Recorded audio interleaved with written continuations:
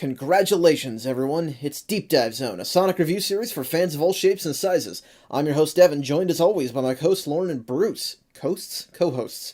And today, we have a very special episode because, as I was driving home from Dairy Queen earlier tonight, the car in front of me had a license plate that said 121 PHI, so that's like a cool Sonic battle reference. 120? Yes, I guess that would be. Oh, I guess, yeah.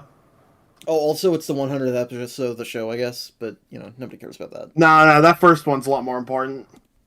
We're still talking about comic books, though, and hilariously, we will have episode 100 with issue 100. Yep. But there's 4 issues in front of that, so we're starting with Sonic the Hedgehog number 96. That is a chunky-ass Shadowbot. It's a very chunky Shadowbot. I see what they were going for with this cover, but you wanted to show them reflecting in it, but instead it just looks like a mess. It kind of looks like the Shadowbot is like see-through. Yeah. Which I mean, granted, we did see Shadowbots with cloaking devices, or were those combots? Those were combots. Whatever, they're the same fucking thing.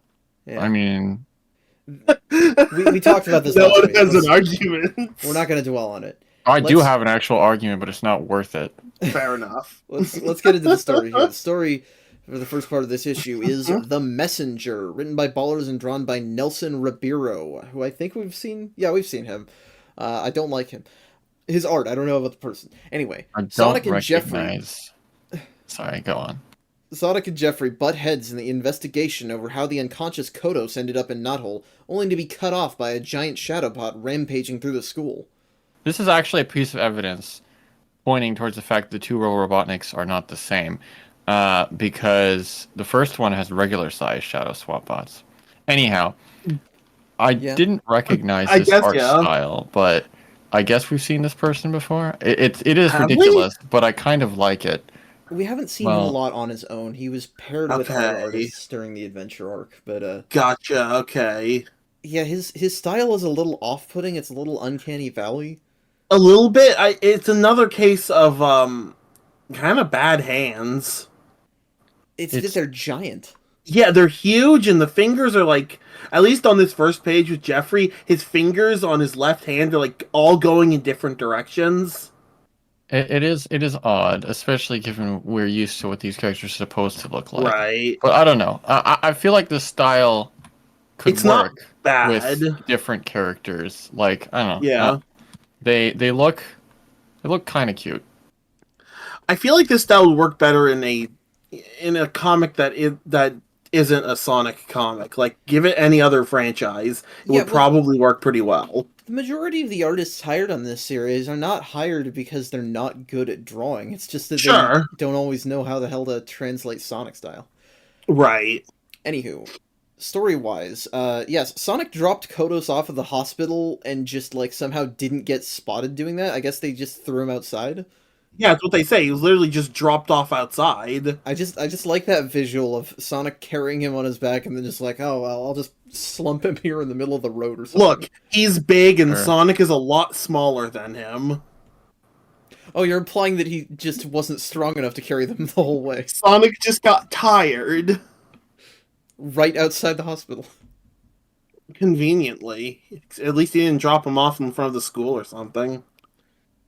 I do like Jeffrey here because he's immediately suspicious of Sonic, which frankly makes sense at this point. Oh, yeah. That's also his default. Yeah, there's this really weird scene where he runs into Sonic's house where Sonic is making weird faces while messily eating cereal. Okay, yeah, I thought he was just making a mess. I didn't think he was just spilling it everywhere. And it's just, I don't know, the art is off-putting, and the way that St. John tries to interrogate him is like, he asks what happened with Kodos, Sonic plays dumb, and he's like, damn it, and then he leaves.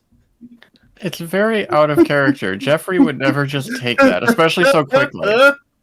He really wouldn't. I love Bernadette also being like, way to go, son, afterward, which implies that she knows, and she's just like, good job. Well, yeah, she can tell. It's pretty obvious. Well, she has experience lying to cops. Jesus. Oh, and I completely missed something at the start, which is that the actual reason that Kodos was acting so crazy beforehand is that He's Robotropolis is full yeah. of deadly radiation, which destroyed Really? his brain. Wow. Which a no fucking shit it is, and b I don't think radiation poisoning does that. If it made him sick in certain ways, people can react differently. Okay, I guess And if yeah. he's just, not feeling good, Kodos is already nuts. To Yeah, be fair, well, yeah, Kodos you is can see like him like is whenever he gets a Kodos is cold, he just psychotic. starts acting this way. I The mean, fever just starts cooking his brain. I don't know if radiation poisoning can give you brain damage that affects your literal, like, moment to moment cognition. Well, yeah, because as Um, far as I know, what it does, well, radiation at least does, is just or ionizing radiation will just start unraveling your DNA. yeah, well, it's like if Which they'd I'm said sure that, can like, lead to a lot of things. if they'd said that, like, Sure, toxic fumes were, like, giving him a that high. would that would make more sense. Like toxic fumes are causing him to act out. That'd make more sense than radiation poisoning. Yeah, which, I don't know. At the end of the day, it's not super important. Maybe it's No, it special isn't. Robotropolis radiation. Ah, yes, it's just like the mutated robots from Sad AM. Yeah. I forgot about those. Also, something hedgehog shaped is tampering with robots. Probably Chuck. Late. Can we talk about what's up with this Sally page? Jeffrey and Hershey come in to talk to her about basically all the stuff we already know, and they're like, "Oh, we're gonna continue investigating," but like Sally is being fitted for a dress here, and also in the last panel, there's some dudes carrying a The coffin. coffin. Yeah, who's the coffin? Who died? I'm gonna be honest, I completely missed the coffin, and now I'm just trying to think of anything. Yeah, I missed the Nothing coffin is coming to also. mind. Ah, People die, yeah, but it's people like random. yeah. Yeah, but why are they taking it through the royal palace while Sally's having formal dress fitted? It's not. It doesn't look like a funeral dress. No, it just looks like it's like a green dress. She's gonna sing at a nightclub, maybe. It does kind of look like that. Anyway, meanwhile, back at the dumbest plot ever, Sonic is still having to attend high school. Oh, why does this keep going on? They really wanted that school plot line. And To to be ship fair, Sonic with Mina. shh, Shut up, you. I don't want that. And I No, don't no want one to here think wants about it. it.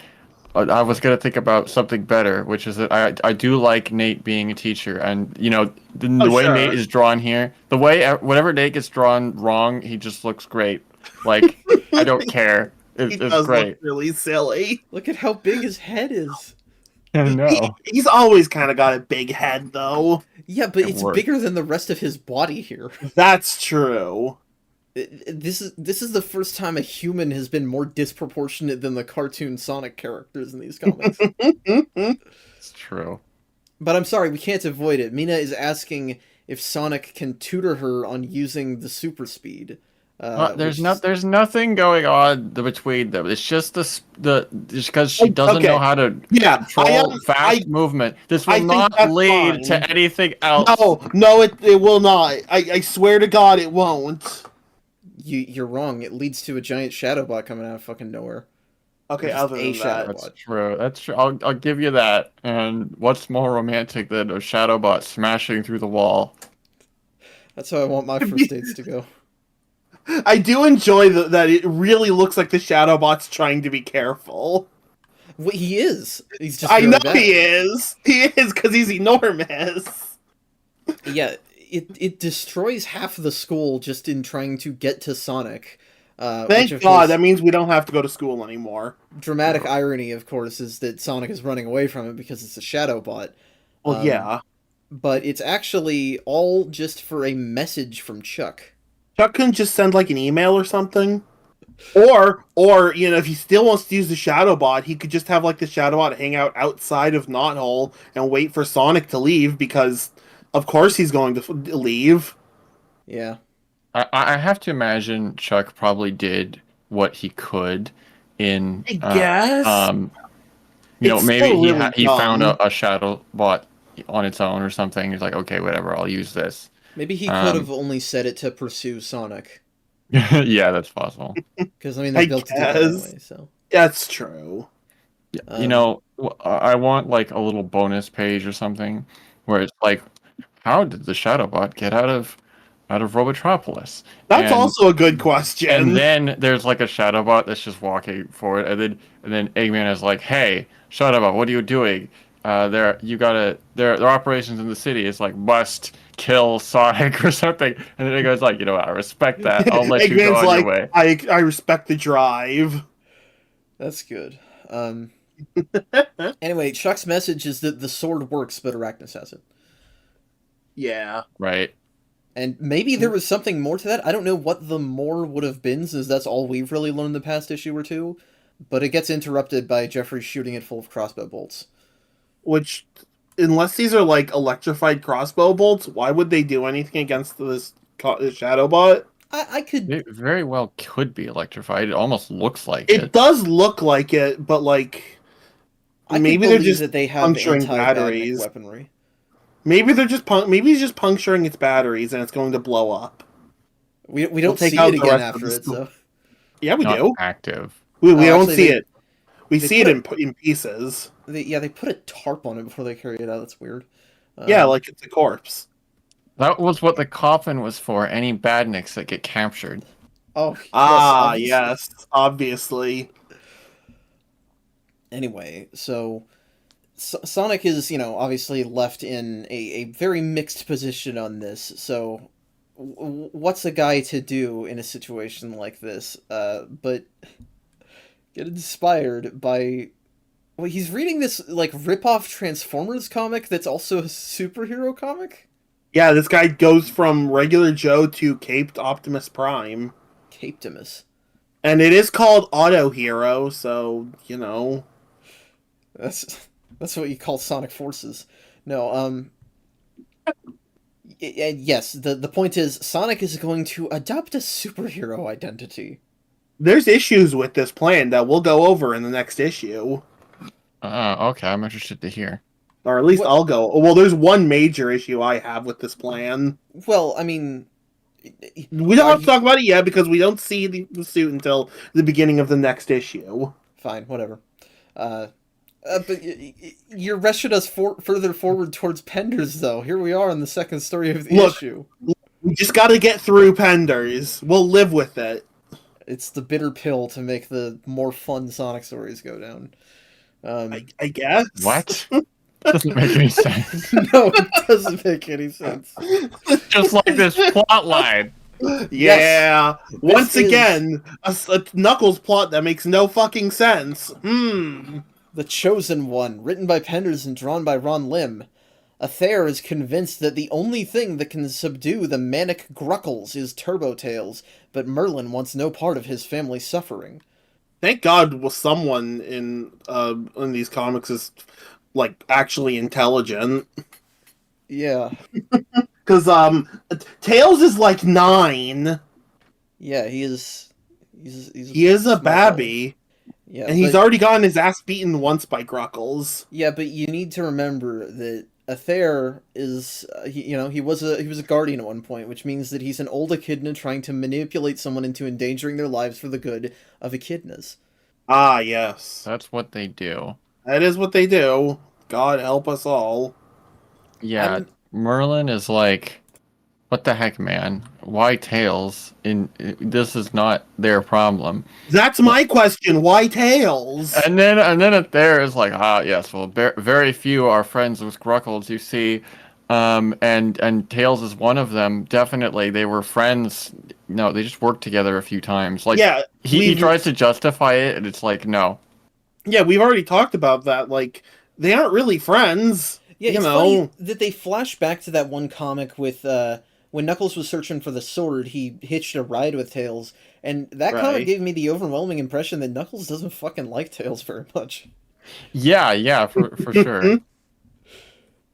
I hate to use the word power scaling to describe anything in this comic, because it's like, I hate power scaling on the face of it as a concept, but it's absolutely ridiculous to even consider trying to do it for these comics. But it's really hard figure out how much use Turbo Tails could even be in subduing Gruckles, because it's like, Well, they how strong is he even supposed to be?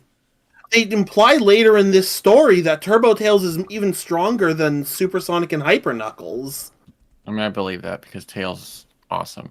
Well, because Tails is like the chosen one for some stupid reason. I mean, I wasn't gonna bring in story logic to this. Well, no, there's no actual logic there. Why would it be more powerful? No, honestly, but Gruckles is still like completely unstable, so I could see any super character being able to take them down. I mean, yeah, I agree with that, but like, why not use the super character who has, or the character who probably can, I don't know, use their super form a little bit more effectively? Well, go talk to Sonic. Yeah, I don't know why they. I guess it's just because it's a Thayer, and so he's like, well, this is the one that I know. So, to be fair, I brought this up before that Sonic has not used Supersonic much in these comics, so he probably doesn't really have that much more experience with Supersonic to make him any more effective than Turbo Tails. Yeah, I think if I were to write this, I would focus on Tails being the more sensitive and gentle compared to Sonic as why, and he would try to calm Gruckles down. Yeah, that makes sense to me. But I mean, that's not entirely what doesn't happen. He sort of tries it a little bit. Yeah. Well, it's funny because Gruckles just, I guess he just ends up teleporting right outside Merlin's house because of reasons. Is Gruckles literally just like plot devices the character? Yes. Okay, that's what I really started. What I've really started to realize now. It's just he's just wherever he needs to be for the plots. I mean, to be fair, that's just an extension of what Knuckles always was. I mean, yes, that's true. Knuckles was plot device the character. Gruckles is plot device the power. Yeah, or form, whatever.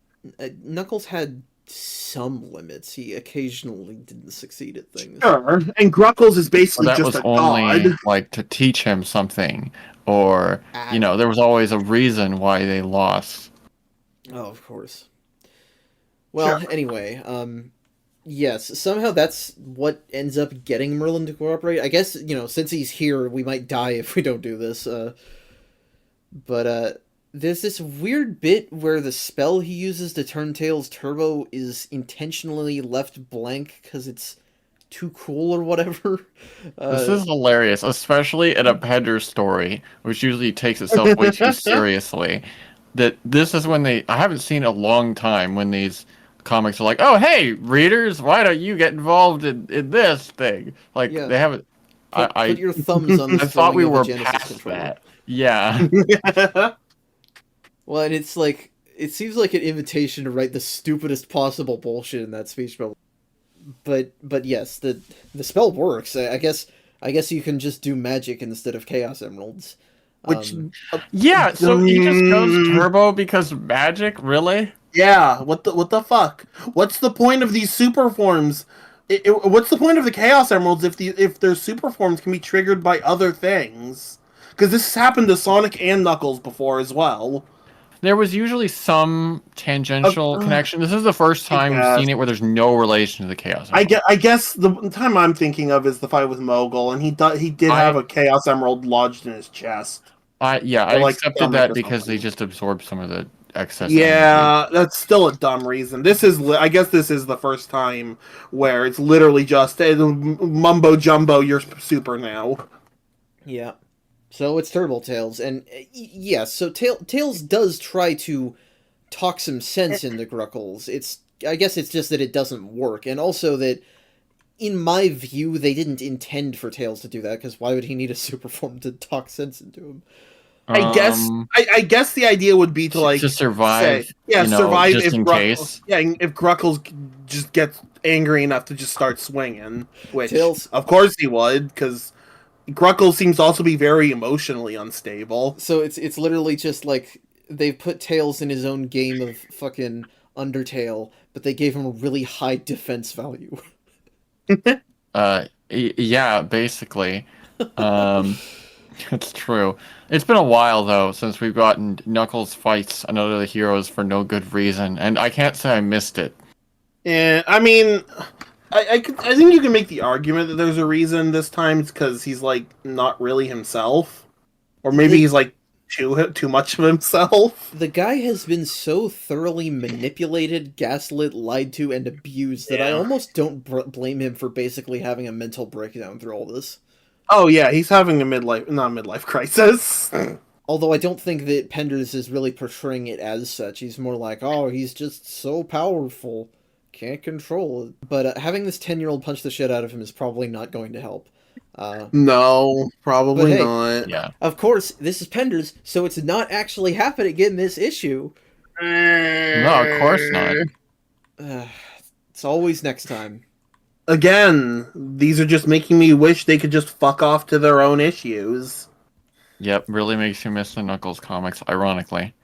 Yeah, can we just bring back the Knuckles comics? No. Damn. Let's head into our next issue, Sonic the Hedgehog number 97. Yes, that is Sonic's superhero outfit. No, it doesn't look that good in the comic itself. Yeah, I thought it really was Bobo does. the Hedge. You know, it does look a lot cooler here. So, My Secret Identity. Bala's writing, art by Ribeiro, however you say it, and Harvo. Jeffrey's team is sent on a mission to recover the sword from Robotropolis. Unbeknownst to them or Sonic himself, Sonic will be joining them in disguise. So, Sonic being a superhero is a stupid idea. I mean, Okay. he isn't. It's just a disguise, and it's not even going to last that long. Spoiler. It lasts like 5 minutes. Honestly, I like that Sonic is finally like, okay, I'm gonna go get that sword. Gosh darn it! So my biggest problem with this idea, this doesn't make any sense because everyone knows who Sonic is. Yeah, he is an internationally recognized hero. Yeah, which I guess that's the thing, is that when I say superhero versus hero, it's Sonic adopting the aesthetics of superheroes. Yes. When Sonic himself, Sonic already has superpowers. It's not that he can't be a superhero. It's just that what sets him apart is that he eschews a lot of traditional superhero tropes. He does. Yeah. Well, in any case, that's page 1 of the story done. Also, I hate what Sonic says on this page. That is such a dumb series of words. Yeah, "You're the man now, dog" reference is a bit dated nowadays, isn't it? Anyway. So, Jeffrey's team is being sent to get the sword, and, Sonic basically runs into them by accident along the way. Well, wait, you skipped a little bit. There's one page where Nate is working on the Shadow Bot, which I completely forgot to mention, but when it burst in, I was like, yeah, of course it can just burst in and no one would notice, because everyone is completely ignoring Robotropolis. Like, about time something burst through the defenses. But we don't hear anything about that. More importantly, Jeffrey is... Let's see, what is he saying exactly? Oh, yeah. Sally suggests that they bring along Sonic, and then Jeffrey is like, no. And then she's like, oh, come on. Be fair. Just because he lost it doesn't mean... Just because he lost in the first place doesn't mean he can't help. And then the Queen says, shut up. And this is very foreboding. Just in that, like, oh, this is Elias's decision. Sally doesn't get to make any choices. I've seen this thing before. Yeah, once again, Sally gets to make no decisions for herself. But this time it's coming from Alicia instead of from Max. Indeed. Yeah. So, that's great to see that the Queen's not going to be any better than King Max. So it seems. Yeah. At least so far. In the meantime, Eggman and terrifying Nelson Ribeiro Snively drawing. We have, like, Giga Chad Snively on this first panel. I kind of hate it, but it does look ridiculously hilarious. He looks horrible. His arms are also really long in the bottom left panel. They've captured this dude that Colin brought them, or they've sort of messed with his head, basically. Because he brought this dude here to explain to them what the history of the space trip was like, but instead they just take him and they're like, oh, we're gonna perform horrible tests on you. Rah. So they're interrupted, however, because some of their surveillance feeds get cut by Sonic, who is trying to keep Jeffrey's team safe, which ends up getting him caught along with them. So Of a failure course. on all fronts. Yeah. Well, so the problem here is that Jeffrey immediately surrenders. Which what? What? Jeffrey doesn't do that. What That's is? If anything, And he's Sonic rolls typically with it reckless, too, yeah. instead of like running away because he's Sonic. yeah, why did Sonic go with it? He could very easily have just dipped out. Yeah. Very, very odd. And they. Okay, so they get caught, but they also then get paraded through the city as people shout at them, which gives us one of the funniest panels in the entire series, with them all chained up as people shout at them, "Boo, down with the furries." Oh, this might be so stupidly, like, asininely dumb funny to taking candy from a baby. At least to me. Sort of. It's It's so stupid. it's very silly, just because I guess part of it is I don't know exactly what the level of awareness, with the connotation of this term, especially among Sonic fans and their terminally online sectors. So, I know the furry community has been around since like mid to late 80s. Furries and anime conventions both sort of started in the same place, which was that they were an outgrowth of general sci-fi conventions. Right. And I that know kinda happened in that. the 80s. So I'm not saying that it wasn't a thing, just that, like... No. I'm trying to think, though, because... What I'm saying is that it's weird because I know that at this point, Ballers and Penders were both on Sonic fan forums, looking at responses to their comics and sometimes explaining the rationale. And I feel like at some point one of them should have asked themselves, is this a weird thing to write? Is there any other possible connotation for this than the one I'm intending? Fair enough, yeah. Thankfully, this is not like a real... like, we're doing furry racism. It's basically just this panel and nothing else. Also, I this... said a little before already. Yeah. Well, we had that with the Robians more than anything, but yeah. That's true, yeah. No, I meant the Overlanders just generally not liking Yeah, I mean, that's what the war was about, but... Yeah, Mobian animals.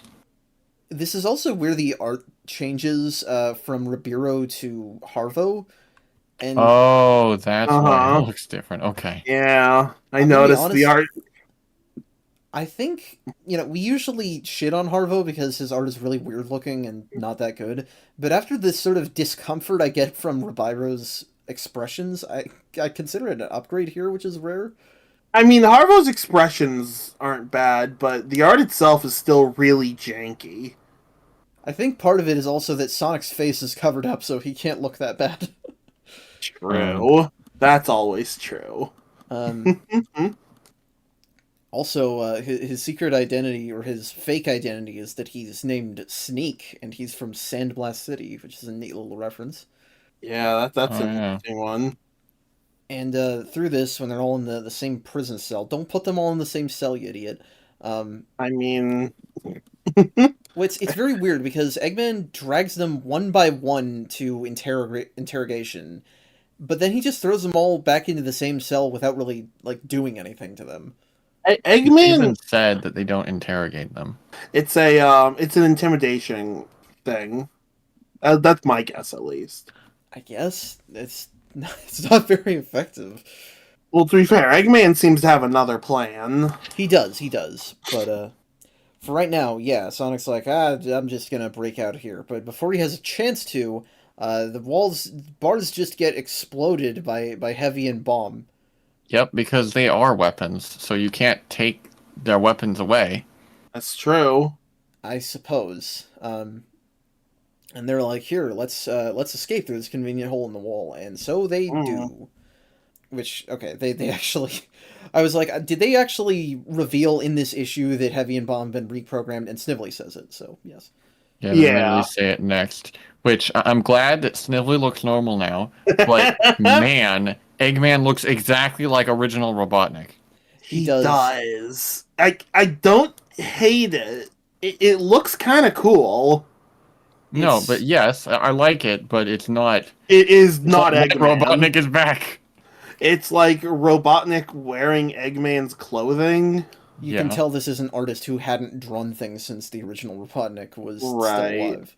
Okay, that's not true. I think the last one that Harvo drew himself was the one where they're in Down Under and there's all the platypus guys who have been brainwashed. That was a really ugly issue. But you get my point, since the new Robotnik showed up. Anyway, so they all escape. Sonic's like, shoot, I gotta break off from the rest so that they can't tell that I'm Sonic, which they should have recognized his voice. Yeah, is St. John just an idiot? I mean, He yes, seems to but be acting as such lately. Yeah, it's like, Jesus, Jeffrey. very weird decisions from him throughout this entire issue, from this issue and the last one, I guess. Anyway, Sonic breaks off from the group, and he's like, oh, I'll store my costume in this log, and now I'll head home. But then a video game adaptation gets in his way. Oops. Don't you hate it when that happens? Oh, yeah. I don't, actually, but it's very funny how we had this giant build-up to, like, I don't know, how long is the Sonic Adventure arc? Like, 9 or 10 issues, I think? Oh, something like that. Counting the Super Special, at least. Right. And then this one's just like, hey, stop! And then it says Sonic Adventure 2 next time. I mean, it gets me excited. It's like, oh wow. It does Oh, get me yes. excited, but, Well, we have some Gruckles to get through first. God, why? Darn. This is To the Brink, Penders and Limb. It's... Oh, I didn't... Damn it, I forgot to write a summary again. Penders stories have that effect on me. It's Gruckles You don't want to versus think about Turtles. them. And that's it. You call Gruckles them and turtles? Turtles fight.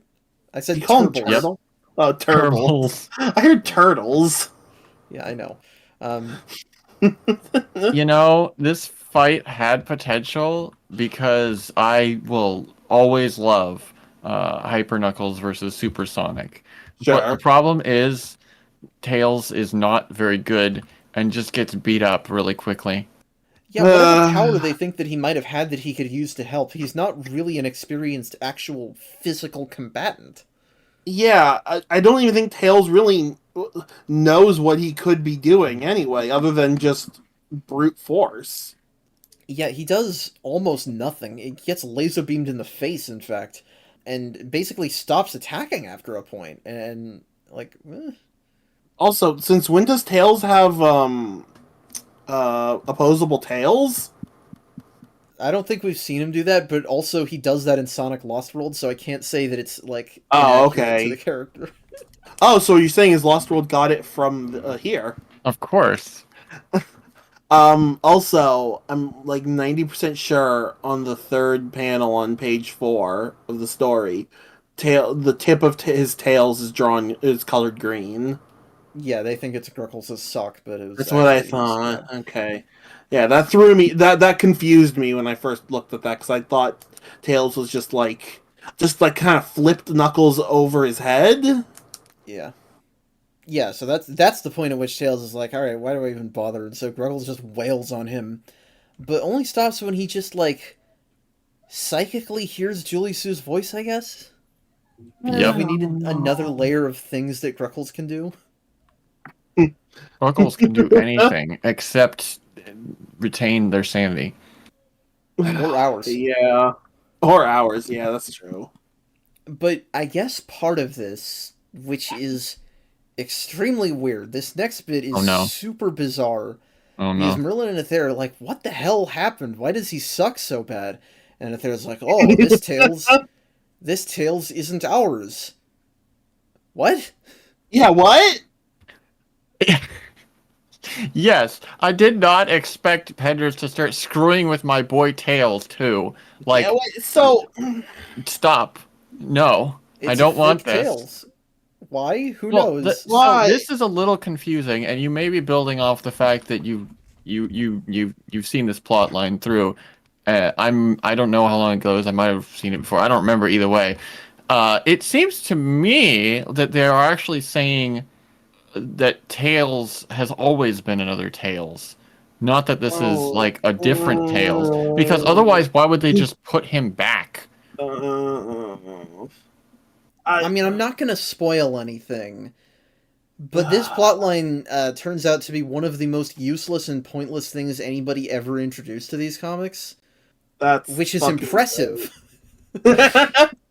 That's fucking great. But yeah, it's a twist for the sake of a Really makes twist. me want to read this. The ending makes no sense. And fun fact, the person who eventually resolves this isn't even Penders. Ballers has to do it. Panda just gives up on it.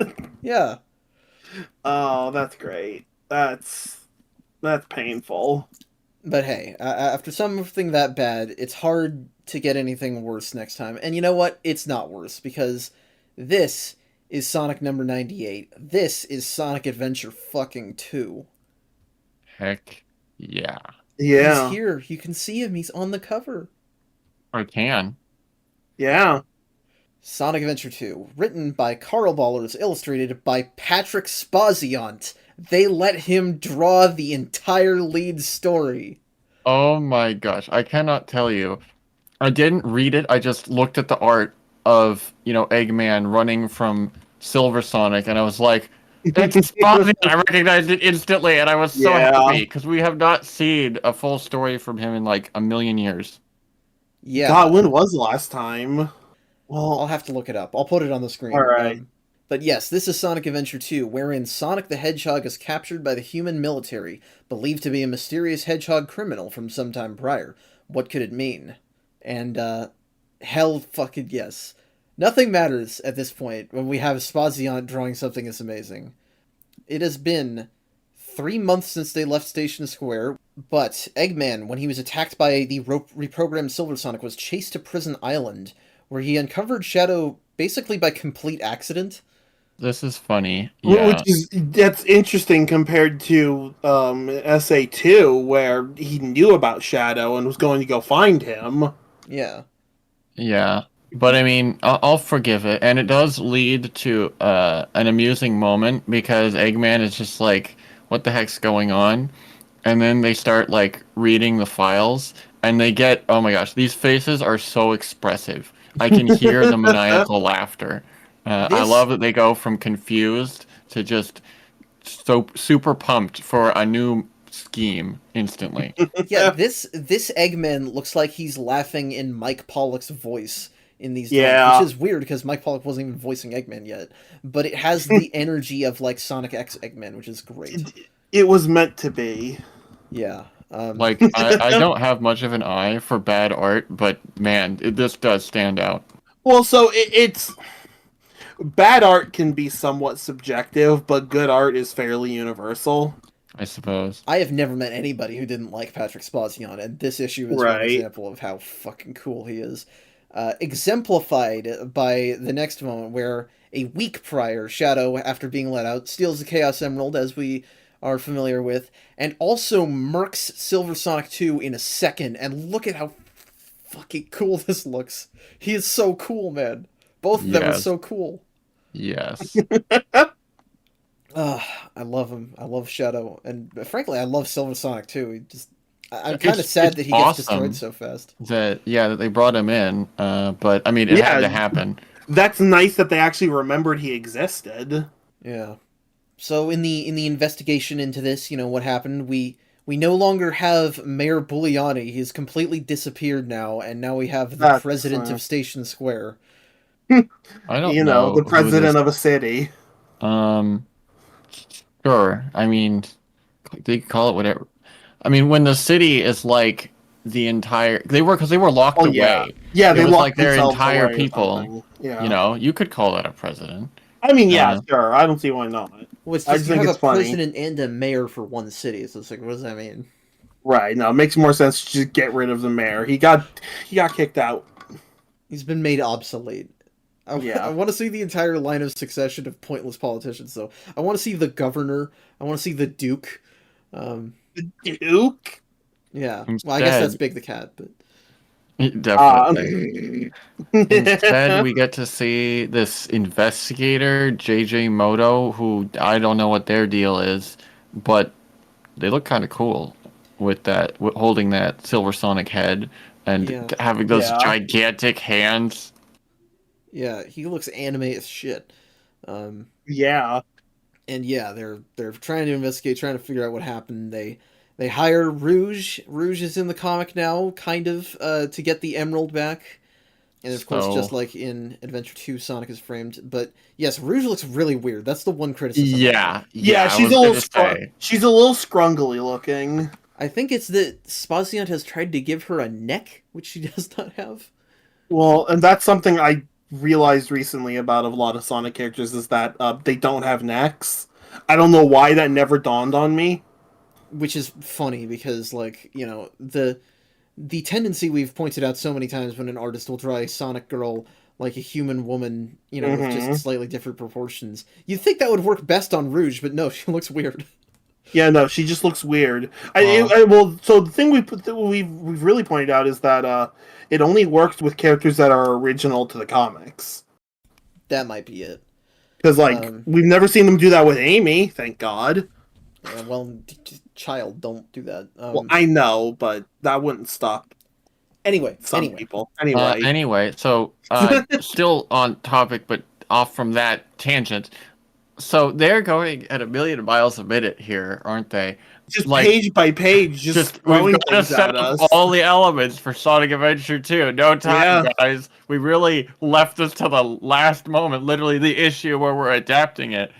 There's no logical follow-through here. Like, at first I was like, okay, yeah, they already established Station Square. Great. So you just put all the stuff there. Right. But then they just put all the stuff with no explanation. Like, why? They were isolated. Why would they hire, a Mobian? Like, it's so random. Was Rouge, you know what? Rouge was probably just, like, bumbling around looking for jewels and then just found the new revealed city. I was like, I bet there are jewels in there, and there were also. She just figured, sure, right. there's jewels here. I can steal this shit. Yeah, for a comic that very often, you know, fleshes out the backstories of characters to a fault where it doesn't even make sense in some cases, they never give Rouge anything, even in Flynn's era, in terms of, like, where did this character come from? That's fine. But, yeah, and so they hire Rouge for that, however little sense it makes, and also assemble the crack team of anime men from Gun. Okay, yeah, they just don't stop. They don't stop at all. Did Station Square might have had like a bit of water because there was like a beach, but it can't. Why do they have a navy? Yeah, that doesn't make any sense. Why do they have a navy with a fucking aircraft carrier? Yeah, what planes? They were inside a mountain. They made there was no reason to have with actual stealth bombers. Like, those are real ass planes. I'd like to point out. Yeah. The narrator here says that Sigma Alpha 2 was hired, so, I mean, obviously I guess they're mercenaries. Well, see, if it didn't completely go against the entire established fact that the Overlanders have been gone for a while, I'd be like, oh, they were probably just, like, hired from somewhere else. Sure. Maybe that is the case. There's yet another group that split off. I mean, I believe it, but there's no explanation, so I'm just grasping. You know what? These guys have 5 fingers, though, which makes me think the point. Yeah, they're from Station Square. Don't make. Yeah, so okay. I want to talk about Commander Hugo Brass. By the way, what a fucking character design here. This man has the back of his head, his hair shaved into a giant letter G. I assume for gun. Yeah. He also has a. He also has a dream. He has a Dreamcast. Yeah, strapped to his back. That's like, it looks like it's powering something or being powered by something. I think they told Spaziant, do whatever the hell you want, and this is what we got. Which is, you know what, fair enough. They're not. You know what? They're not like extremely forgettable looking. No, they're not. These guys are all very, very memorable. Including the guy with green hair and gray skin. Yeah, what is this, fucking vampire? We might have gone a little too far down the anime rabbit hole here, folks. Yeah. In any case, we see them ambush Sonic at the end of last issue, with much better art this time. And it's funny, because on the ground, Sonic takes care of them in a second. They're just useless. They only just barely managed to blindside him with a net. An electrified net, even. I love this panel of Sonic just dusting his hands off. He looks so freaking cool. Yeah, this is great. After all that, it happens. We get to see Patrick Spazio draw the opening of SA2, dialogue straight from the game, except for Sonic thinking juicin' to himself. And he draws City Escape with startling amounts of accuracy, frankly. Yeah, they actually got to play the game this time. Yeah, this is great. I always love the moments in these adaptations where they're just copying it beat for beat because it's very cool, especially drawn like this. But I do have to question what you mentioned the thought bubble of juicing, but actually Sonic thinks to himself everything instead of just saying it, which That's doesn't true. make much sense. Like the whole point was that he's being snarky and not respecting Gun's authority at all. So when he's thinking it to himself, like, what? Is that just how Sonic thinks? I mean, sure. Well, but yeah, of course it why is. keep it to himself? Well, it means that he's literally like not thinking about what's going on. He really is thinking about flights with food or movies. It's just weird. Yeah, bit of an odd choice, yes. And yet, it's weird because on the one hand, I want to gush about him drawing City Escape. On the other hand, it's City Escape. We know what City Escape is, so it's like, do I have a lot of words for it? Not really. I guess the main thing I'll point out is that I really wish they kept this shoe design from SA2 because Sonic does not have the grind shoes. That's true, he doesn't. In these shots, he is wearing the prototype shoes from Sonic Adventure 2, which were just his normal shoes, but with these neat red soles. And I wish that modern Right. Sonic still had those, because I think that the visual of Sonic running with a blur, a wheel of red around him is very iconic in the classic games, and the 3D games Right. kind of miss out on that by giving him gray soles, which is usually what you're seeing of his shoes if you're running straight ahead. Right. So Well, also, I like the red souls. The red souls they break up the gray, or in this case, white. They also show that that it might be a different material, and that's what he's using to grind. we could say that the grind bit is the white bit in the middle, yeah. Sure. Yeah.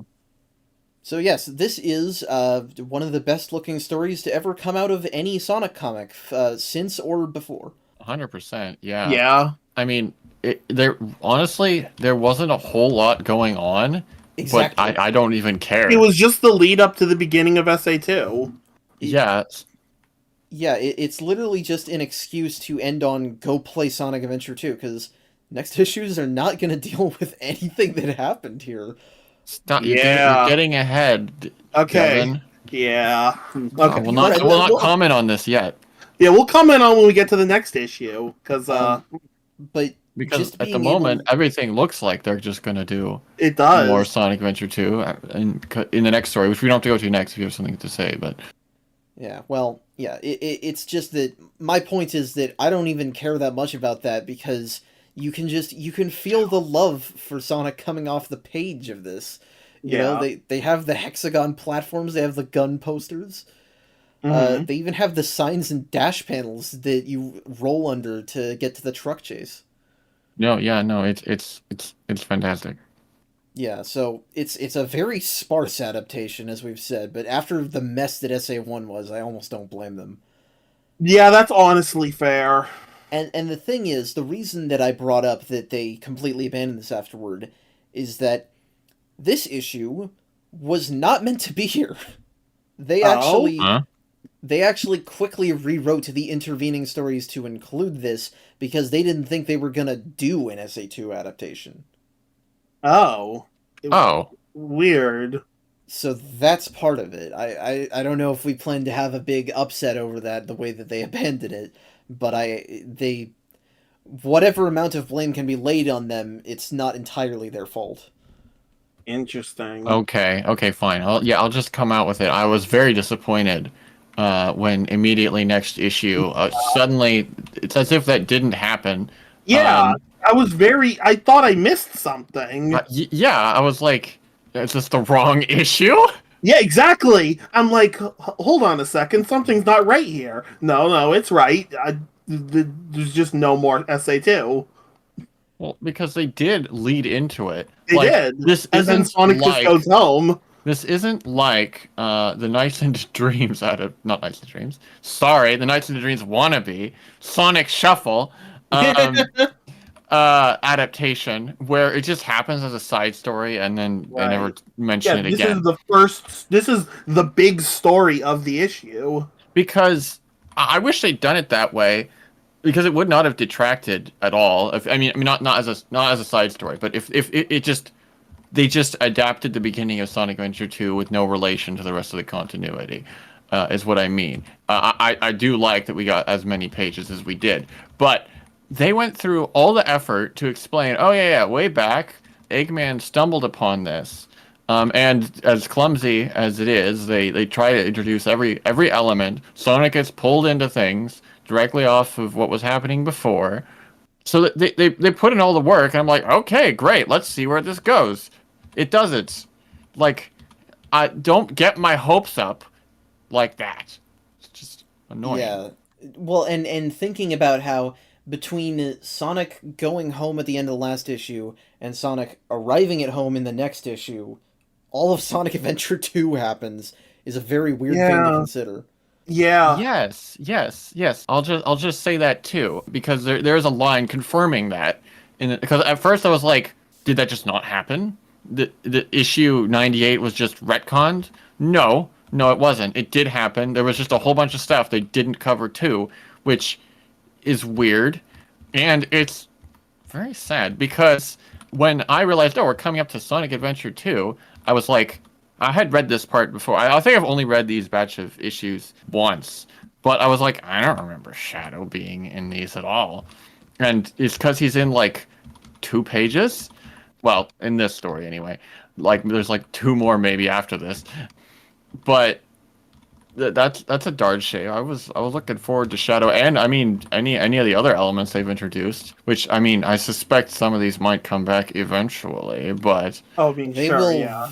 very gradually trickle back into the comic after a little bit, but yes, it's mostly going to still be the Penders and Ballers jamboree for a little Great. bit. yeah, that's another thing. I'm not a really big fan of the current plot line, so this No, was I just don't. a breath of fresh air. I mean, yeah, no, I agree. It's like this issue just kind of feels shoved in because it is. Because it literally was. Yeah. Yeah. Well, Yeah. let's keep things moving to the much less impressive side of this issue, which is As the Shadow Awakes, written by Ken Penders and drawn by Ron Lim, recapping the backstory of Shadow the Hedgehog, Gerald Robotnik, and his ill-fated granddaughter Maria. And it's bad, actually. It messes up a bunch of things. So yes, I'll stop ranting after this, but I must say, the last story ended with "Don't miss the conclusion, so buy the game," and I was like, there was something in the back of my mind that was like, wait, are they not going to finish this? Because I didn't remember it at all, because obviously. But then when they did this side story thing, I'm like, oh no, this is like when they had the Gamma thing, and so this is just their way of incorporating elements that they're not going to have time for in the main story. So Right. it kept building my hopes up, because why did they do this side story? Why do we need to know Shadow's backstory? He's not showing up again for a while at least. Like, Yeah. what? No, he's not going to show up again until number 124. Jesus. Gosh. And that would be, well, not good, but I would be okay with it, were it not for the fact that Penders also screwed up the actual Shadow Gerald backstory. Because we see Gerald bringing Shadow to life at the exact same time that Gunn are heading here to shut down his project. Which is entirely not what happened.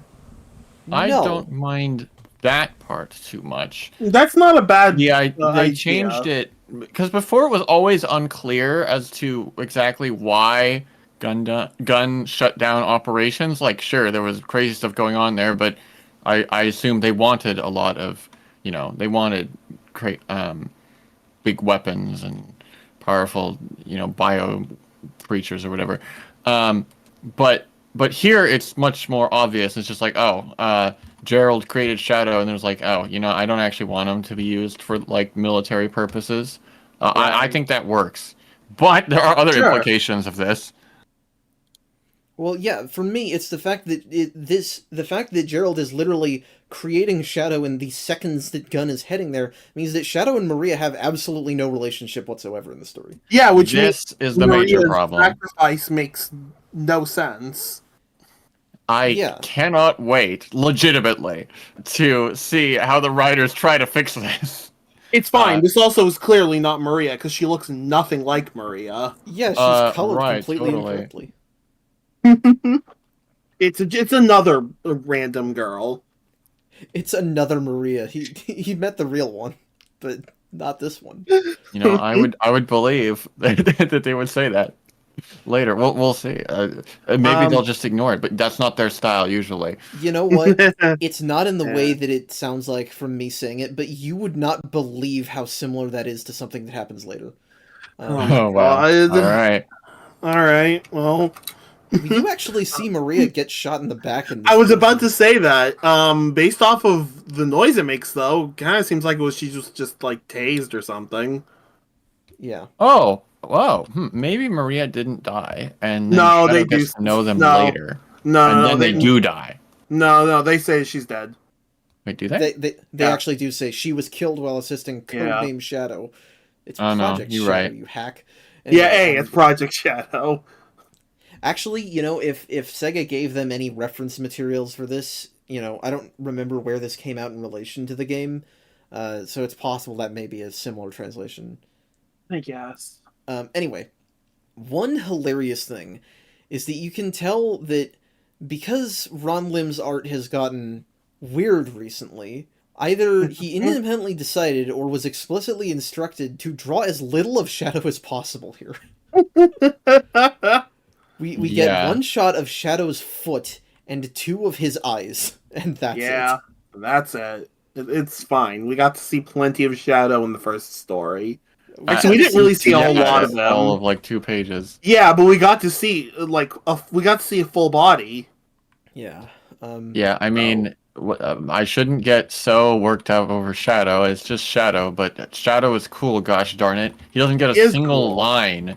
Like he doesn't need a single line. He's cool enough. Sure, but I feel kind of robbed. I mean, that's fair. He's on the cover. Gosh darn it. You want to know something hilarious? When we eventually do get Ron Lim drawing Shadow, I would say that Shadow is the only character he draws consistently well.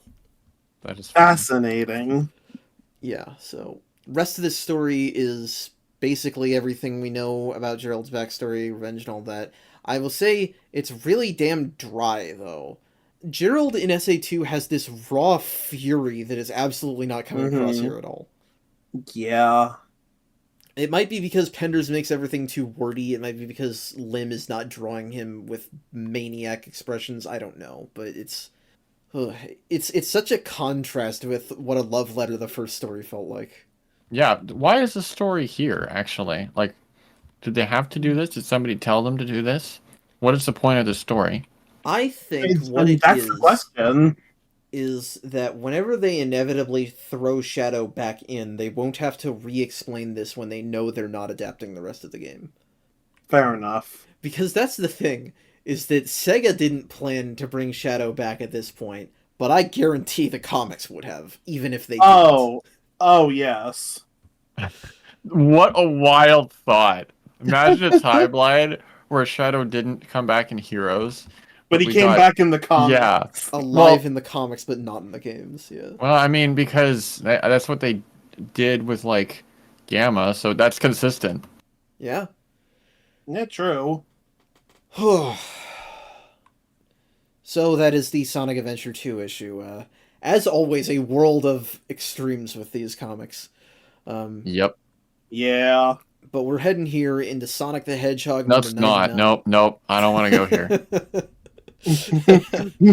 Yeah, can we not go here? Can we just go read something else? You ever notice how enormous Mina's hands are compared to Sally? Yeah. I mean, we've talked about art style differences, but it's like that one's an obvious one. Yeah. No. Yeah. Unfortunately, we are going to have to push through here, and okay, I won't say anything. Let's get going with Blow by Blow, written by Ballers, and confusingly Ron Lim on the credits page is introduced as a new penciler? That's You weird. I know. didn't notice that. He's been here for like 2 years. Sonic and Tails return home from their adventures to find some rather disgruntled parents, but all is not well in Knothole when Kodos escapes captivity, defeats Jeffrey's squad, and runs off to find the sword. And yeah, Sonic and Tails are stuck like, shoot, we gotta figure out how to mention that the plot last week happened. Wait a minute. Tails joined Sonic? I guess he had to, because... Yeah. Wait a minute, but what about Amy? I guess Amy isn't too integral to the plot. What about Knuckles? Yeah, what about Knuckles? Oh no!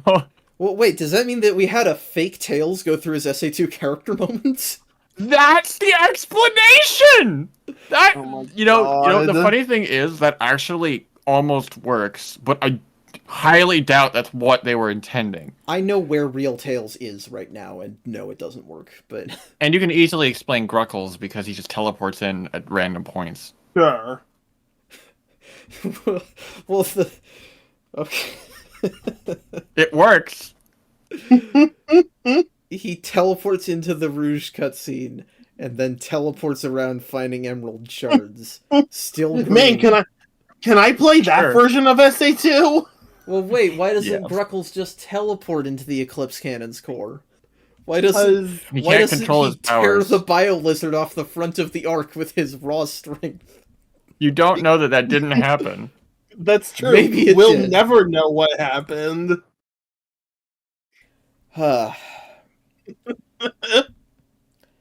So, yeah, that's very weird. Anyway, Sally is busy being unhappy as usual because she doesn't get to see her friends anymore. Jesus Christ. Yeah. She does have Oh, goodness. a plan to get through it. Why am I skipping over so much by saying that? I'll say that later. Right, yes. For now, there's this weird moment where, like, I guess the Secret Service are, like, just sneaking in. Like, they didn't actually give a report. They're just, like, there. Yeah, they're just in the crowd, and Elias is like, "Oh, hey, it's you guys. What happened?" It's like they don't come to him. That's true. Yeah, very odd. It's really weird on this next page where Mina shows up at Sonic's house and is like, "Hey, is Sonic home?" and asking his parents. And whichever of them says it, I don't know which it is, they say, "Sonic, you've got a visitor, a pretty visitor," and then in parentheses, "not bunny, comma, either." What the hell is that supposed to mean? Wait, yeah, does Sonic's parents want to get him together with Bunny? Because that's not happening. She's taken. Yeah. I guess Sonic's parents just don't care. Yeah, I guess... Well, it's weird. It's like it's almost like they're trying to get his hopes up because he's like, "Sal?" It's like, oh, is... Like, are they trying to, like, pull a bait and switch? Like, "Hey, Sonic, your girlfriend is here." Oops, it's the other one. It's the other one. It's very, very weird. Jesus. Sonic the Harem Show. Oh, no. No, I'm kidding. This That's is not also the related. bit where Bernadette confirms that the plot did happen before, because they talk about how Sonic battled Shadow. And I guess Tails wasn't there, because that wasn't the fake Tails. Yeah, and Tails whisked Sonic. away by Aether to try and aid Knuckles. They just conveniently got back at the same time. Yeah. Yeah. So I guess nobody did those character moments. Guess so. Anyway, I guess Nate hasn't been made aware that there are overlanders in Robotropolis, which how? well, it's very weird because not only was Nate unaware, but Jeffrey phrases it like nobody else knew, because he's giving this as part of his report to Eli. Let's see. We know that Rotor, I think Tails, Mina, I think, and Bunny and Sonic all know. So they just didn't Right. share it with any. None of them shared. Well, so It's fine. Sonic wouldn't have said We don't anything. share. We don't share things with St. John. Well, wait, yeah, Sonic should have Well, said that's something understandable. because he fessed up to going to Robotropolis for the sword. So did he not mention that there were overlanders coming out of the ships? Because they This didn't is learn that they were very strange. living there properly until he snuck in with Bunny. So I understand why he wouldn't have mentioned it then. I guess they just didn't assume that they would go to live with Eggman. I guess. Yeah. Yeah, very weird. But yes, this was the part that I almost mentioned, but I was speeding through my notes too fast, which is that Sally has a plan to be able to do things and see her friends again, and it's ripped right out of the Phantom Menace. In that she has a handmaiden that looks suspiciously like her and switches outfits with her. Right. Oh, I didn't even catch that. I didn't catch that it was Phantom Menace, but yeah, it totally is. I mean, I guess it could be something. It's not a completely. It's definitely the Phantom No, Menace. no, It's it Phantom definitely Menace. is now that you Yeah, point it out. yeah, it is. Yeah. Unfortunately, it leads to very stupid, which is this next scene where Sonic is out training Mina to be fast, like she asked him previously, and he's trying to give her the. I don't know. It's like a really shitty version of Gohan training Videl in the Boo Saga a little bit, except without the Right. character connection. I do kind of like Mina. Just she's so unused to going fast that she's just screaming the entire time.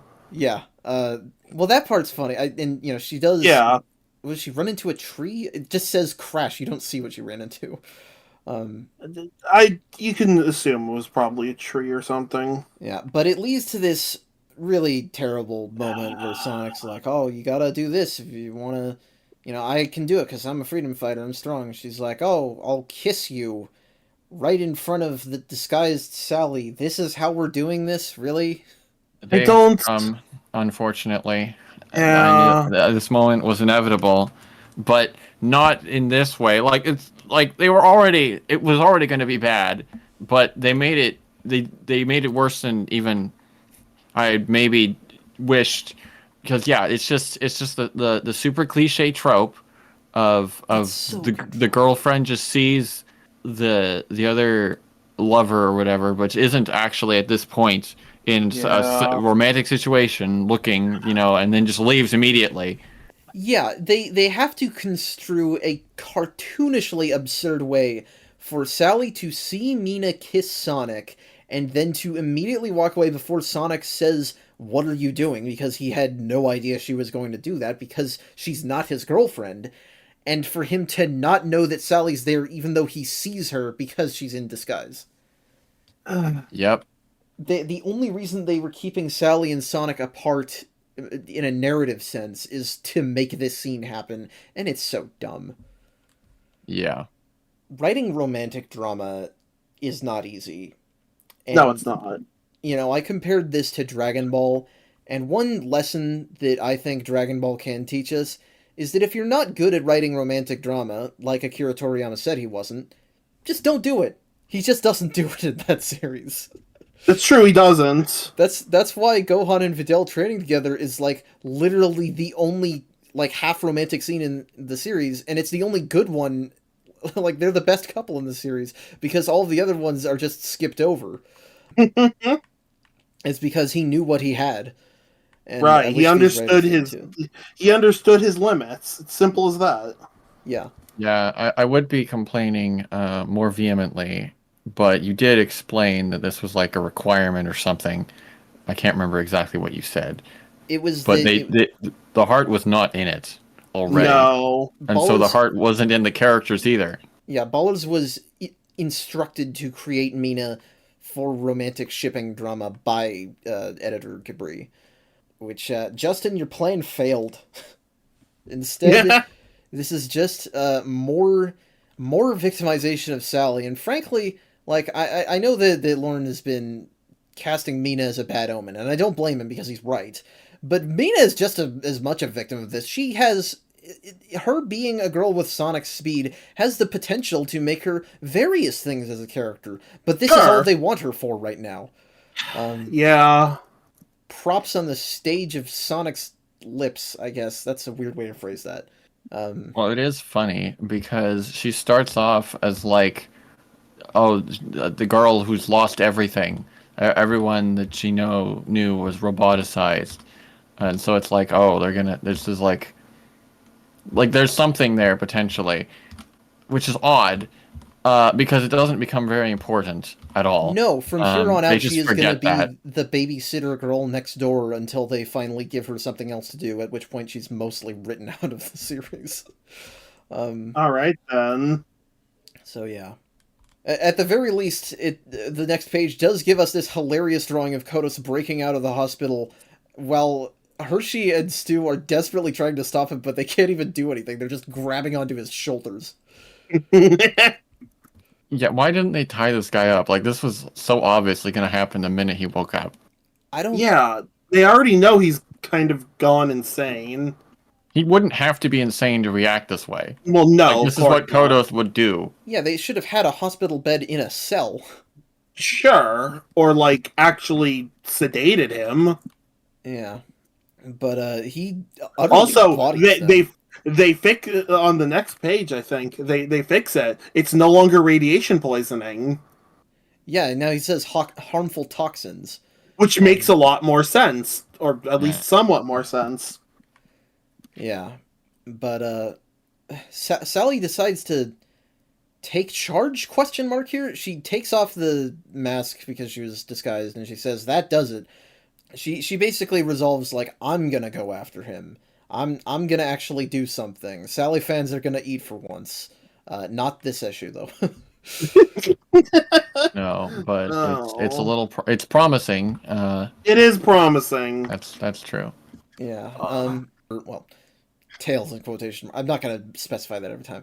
But she sends Tails and Rotor to go after Kodos, but we cut to her finding a wounded Arachnus on the ground and not seeing the hulking beast coming up behind her. It looks like Tails and Rotor are just dead. It really does. He's holding them by the neck. Yeah. Yeah. So that's very foreboding. Whereas Sonic is busy grabbing Bunny and Antoine. Is Antoine's leg better? I guess it's been a few months, hasn't it?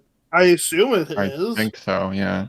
So, yeah, everybody's setting out on individual missions, basically, at this point. So that's gonna... It's leading up to the big number 100. I guess it is. Yeah? Big in quotation marks, I don't know. I'm not bored by this story, but I hate... If you cut out the dumb shit with Mina, it would be fine, I think. It's a fine story. I mean... But... the cover puts me in a bad mood. Yeah, the cover puts me in a very poopy mood. And then I'm like, wow, they didn't even retcon the previous thing. They just skipped over it, which means like, oh, I guess we're just not gonna get Sonic Adventure 2 ever. I guess they did actually somehow do that, but you know, everything good is soured. It lowers the possibility for sure. It's context that kills it. And then it's Mina, and no. And then Kodos, I don't care about Kodos. Yeah, no, he's really not that interesting at all. He's a very, very basic character. He seems like he should be more interesting. Him and Arachnus both. They both seem like you could have a lot of ideas for what to do with them. But oh shit, Arachnus! We know I think this is literally the first time we've seen her talk.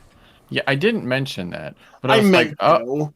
Oh yeah! Wow, Arachnus is talking. Maybe something's going to happen Arachnus with him. No, I and then won't spoil it, but no, not really. It is very funny that Sally's response to that is, "You can talk," which is like, yeah, so you and me both, Sally. I never assumed that she literally was incapable of talking. I just thought she wasn't gonna.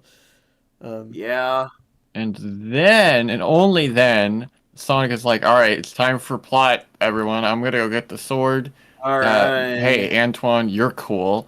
Come with me. Antoine, Bunny, you're the most useful members of the Freedom Fighters. Let's be honest. Other than Sonic, it's true. These three are the most effective members of the Freedom Fighters. Let's just all do this. Certainly, recently, yeah. Especially it picks recently. Up in the last 3 pages, and like the whole rest of it's a wash. And then guess what?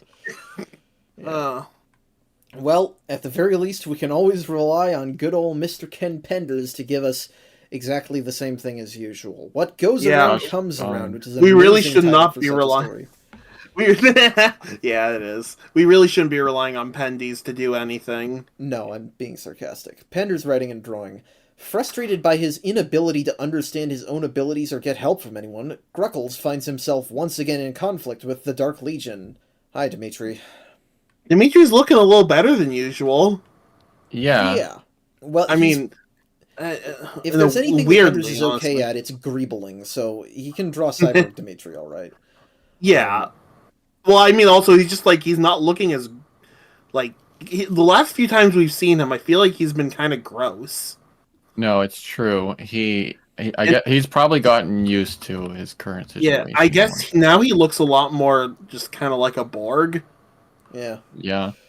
So the Legion has apparently been monitoring everything up until now. Why they've done nothing, I don't know, but everyone on Angel Island isn't dead. Well, you know, they definitively established that. When you finally win, what are you gonna do? You're just gonna be like, "Wow, we won! TV. This is great. Yeah. Let's just wait and make sure that we still are victorious." Yeah, let's wait and make sure that we're still one. Just in case. What like? That's all they can do, I guess. Yeah, honestly. So it's weird actually because they've been trying to monitor everything, but only just now are they learning about Gruckle. So I guess that's why they didn't do anything before. To be fair, also, what the fuck would they have done with Gruckles? Fair enough. Well, I don't know what they're gonna do now because they start heading toward him. The Legion. Plans. Yeah, they do have plans.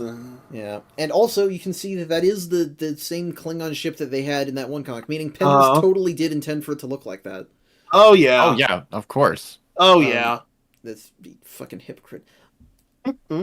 Really? So Gruckles wakes up after the last, well, whatever happened last. I don't know if he's coming back from Adventure 2 or not. I'm gonna believe that until proven otherwise. So he wakes up at the temple from the previous special, the next to last special, the one where the Dark Legion base was, where Julie Sue got kidnapped. Oh yeah. It is very obviously drawn by Spaziant, but it's okay. Ken put a depth of field blur effect over it so you can't tell as easily. So he goes inside, nobody's there except he sees that he's literally back in time to the point where Julie Sue got kidnapped. Yeah. And he's like, what the hell? What's going on? And so Hawking's ghost shows up to tell him to deal with all this power, and then he leaves. He also tells him that he's dead. Yeah, well, he does. But I can't believe the most important part of Hawking's character. That Hawking doesn't even get to rest after they die. I feel so sorry for the guy. He looks happy, but I believe he's forcing he's that still grin. Suffering inside. Yeah, he's forcing that grin. That man is fucking angry that he has to come back. I also like that Gruckles didn't even know that Hawking was dead at this point. He had to have it explained to him by Hawking's ghost. In case you missed that plot point, yeah, I'm here to reiterate it. Yeah, I'm here to remind you, I'm dead. Is that going to happen when Locke dies? Gosh darn it. Knuckles won't even be there. God, I hope so. And yeah, he's just like, anyway, deal with your shit, and then leaves. Which is like, I would almost say that's in character for Hawking as a grumpy, unhelpful dipshit. The problem is, grumpy, unhelpful dipshit is so many of the Guardians that it's like, it's just whatever. Yeah. I also want to point out Gruckle's line here. I can already hear Mighty saying, tough cookies, Nux. Has Mighty ever said that? What does Penders think Mighty's personality is? I don't think Mighty has a personality. Yeah. I don't think he has one, but obviously Penders must in order to write such a line like this that's supposedly something he would say. I mean, yeah, I don't think any of the Chaotix have personalities other than maybe Vector. Yeah. Vector has a bit of personality. Yeah. Well, the story is capped off by Gruckles just teleporting onto the Dark Legion ship, so we may as well have done absolutely nothing here. We just had to expand this issue by like another 10 pages. In fact, if you cut out every Gruckles page and just go from one Dark Legion, the Dark Legion page on page 2 to the Dark Legion page on page 7, would you even know that there was anything in between? You might as well not. Probably not really. Bad comic. Yeah. But hey, the up and downs of this comic, they're never going to end until they do. No. But they're not ending today because we have... I would call it an up, at least. Maybe you guys will disagree. I don't know. But we have Sonic the Hedgehog number 100, 100 issues and 100 episodes, milestones the whole way down. Yeah. And our reward is some nice Spaziant line art, utterly ruined by some truly hideous coloring. Yeah, I was We've seen this wondering. one. Yeah, I mean, this isn't the first time. It's weird, though, because it just says Spaz and Harvo on the cover, which is what you usually see on the covers. Harvo, we've complained about his art, but his inking is fine, so I don't know why it looks like this. They told him to do something different for the 100, and he was like, I don't know how to do different. I'll just, yeah. Yeah, so it shouldn't look like shit, but it does. Yeah. We're not going to dwell on it.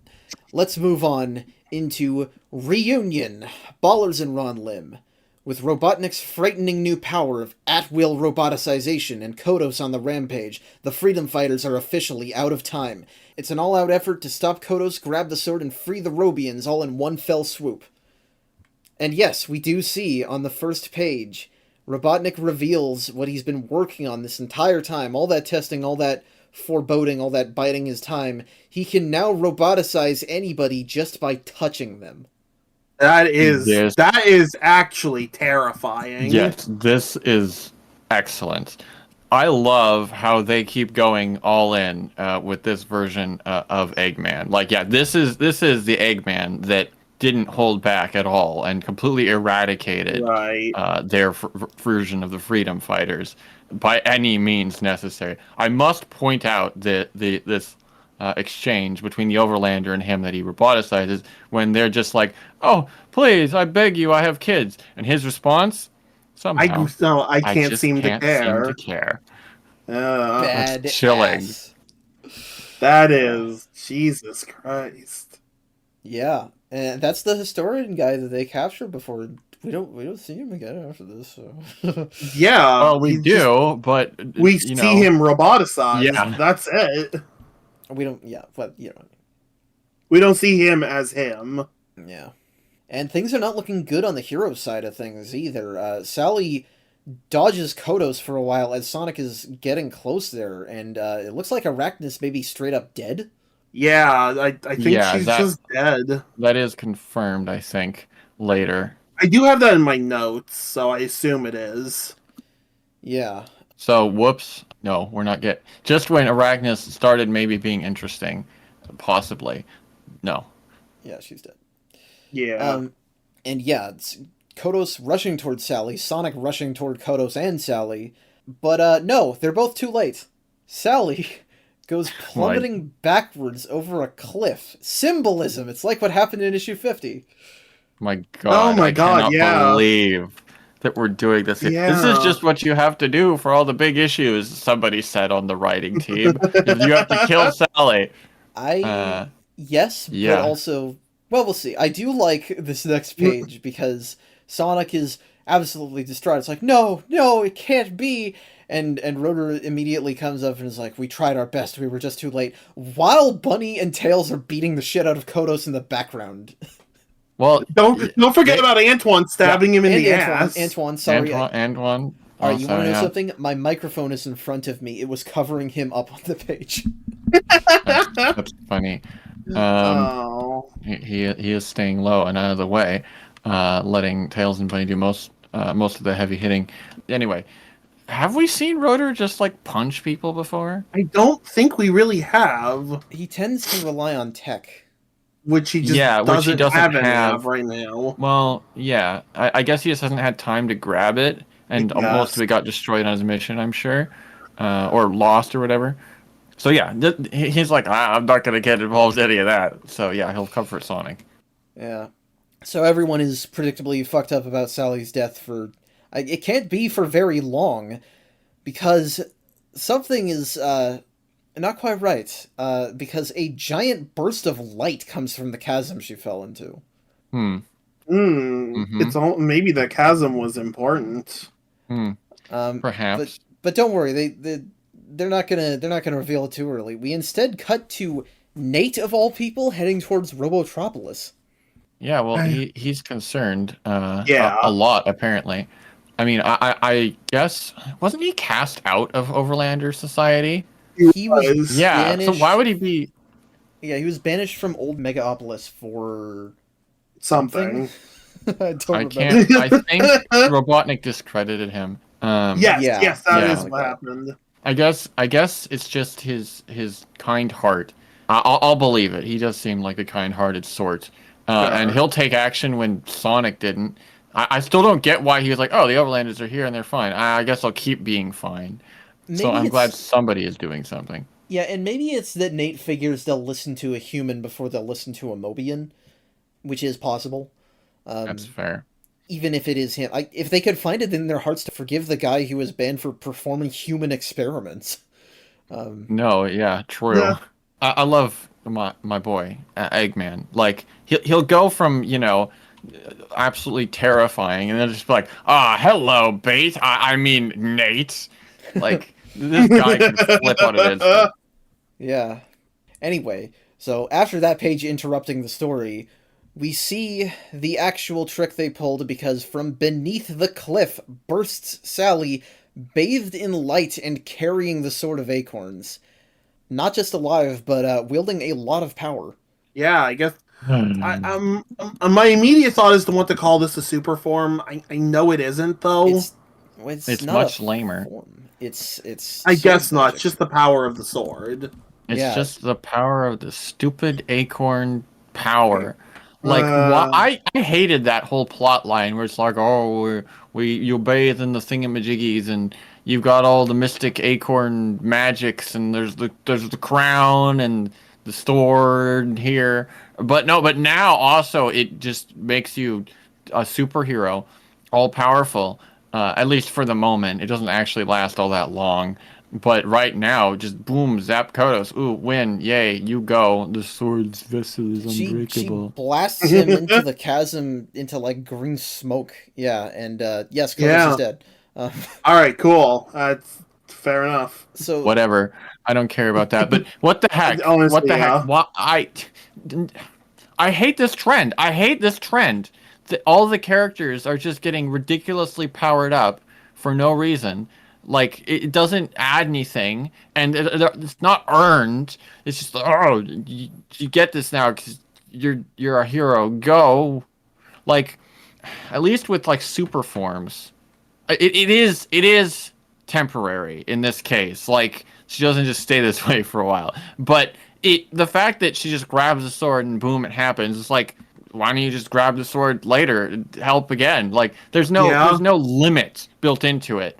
With the Chaos Emeralds, every time Supersonic hasn't shown up a lot because unlike in the games when he just goes and grabs the Chaos Emeralds to save the day, every time in the comics afterwards the Chaos Emeralds have been lost somehow and you can't just go and collect them. In this continuity, they're generally quite scarce, except when they aren't for plot reasons. But I hate this whole Deus Ex Machina style. It's boring. I agree on the condition that it's contrived. On the other hand, I have been so slighted as somebody who likes Sally that seeing her do anything, even contrived, that's cool, is kind of satisfying to me inherently. I mean, that's fair enough. I'm not saying that I get forgives that. the rest of it. I don't know. And the fact that we have had these two villains in the background of these comics for a while, and now we've anticlimactically killed off both of them is very weird. That's another thing. That's an interesting choice that I don't really get. I think what you could have done is, if you wanted to use the sword's magic for anything, you could have had it save her from the fall. That's not that big a deal to me. What you should have done is that you should have had her then fight on her own merits using the sword. Mm-hmm. Yeah, I would have been fine with that. Yeah, defeat Kodos in battle. Sure. So, yeah, I don't know. So, after all this, I don't have anything to say about Miniatures, it's just exposition. Yeah. Eggman explains to Nate that roboticization, he didn't quite get it perfect. It doesn't affect humans in quite the same way it does Mobians. It doesn't turn them into mindless robot slaves, and instead turns them into lifeless statues, yes. Which is weird. Well, it means that they're basically just dead. Yeah, it's even more horrific. You know what? True. And your body will always remain there, only getting maybe a little rusty over time, but forever a reminder. Jesus, Like yeah. this is on another level. Yeah, well, and it's even scarier if we're still going with the conception of Robians as conscious. Right. Oh my Which, god, I didn't even think about that. Jesus, yeah. Hell. Ugh. But we don't dwell on that for too long, because Chuck jumps in. Heck The yeah, this is OG a Sir perfect Charles. time. Yep. That being said, though, is this really the best time to reveal that you've been free? He's doing it to save Nate. Yeah, he's doing I the mean, same okay, thing. that's fair enough. I just Like literally, he had no time to waste. Robotnik just that's is like, true. my old friend, give me like a hug or something. In a mocking sort of a way, True. and then he turns to a robot. Like Chuck can't take risks here. That's true. That is Yeah. true. I do like that he also has Mutsky attack Eggman moment to moment, which is funny. So Sonic and the others are rushing to help, and he's rushing toward the control center.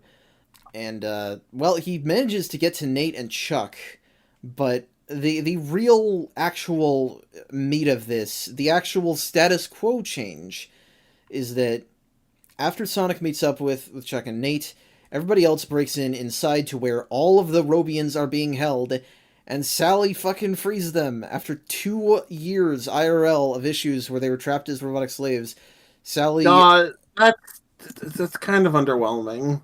I think Yeah, that Devin's Rumlim's... building it up, and I literally forgot this plot point. Okay, I mean, fine. I only remember it because I literally read it this morning. Alright, I won't be excited, I'm sorry. Well, No, you it's can fine. be. No, I'm no, just it's cool saying. to be I agree excited. with Bruce. It's Just- underwhelming. It's underwhelming. It's just like Sally's like, all right, bippity boppity, you're now free. It I guess it's reminds that me a they've- lot of that one moment in the Earthquake plot where Chuck just de-robotizes a whole bunch of people just like that, which there was no established, Oh, thing. yeah. I mean, sure, the sword can free people, but it's still boring. Just walks in and does it. Like, Yeah. I think for me how? it's just that we've been fighting over this thing for the past 2 weeks anyway, so at least they used it for something. And here's the catch to this, or not the catch, but the appeal of this is that the Robians are freed, and they're going to stay freed. This is a actual permanent status quo change. Okay. Okay. We're not going back once we find a third Eggman or something. I don't know. Right. Well, I mean, Eggman isn't dead yet.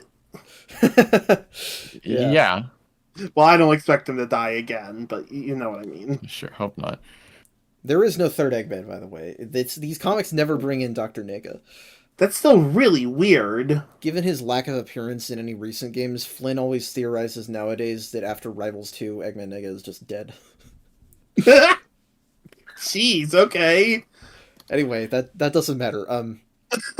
So the heroes, they're leading the Robians from the Citadel. The heroes are almost stopped on their way out by the force field, but then it just disappears.